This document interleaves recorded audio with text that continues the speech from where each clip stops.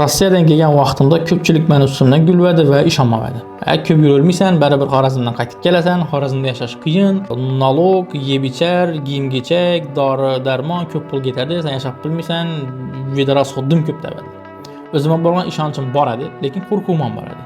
Ammo men o'zim yillar davomida to'plagan tajribam, o'qigan kitoblarim, bilimlarimni amalda qo'llab boshlab, hammasini yengib o'tganman. Shunchaki mindsetni o'zgartirganman. Ko'p odam aytadi, "U yonda rasxod ko'p, sen yashab bilmaysan." Men shunchaki shu narsani aylantirib tashladim, ya'ni nechik. Demak, shuni rasxod ko'p minchatish kerak, ko'proq pul topish kerak. Ina yechim. Va men ishga kirishganman va odatdagidanda ko'proq pul topishni harakatini qilganman va men uni apladim. Shu orqali fikrlashimni o'zgartirib, maqsadlarimga erishib boshladim. Juda ko'p inson hozirgi kunda o'zine ishonch tushib ketgan. Odamlarning gapini qarab hayotini rejalashtiradilar.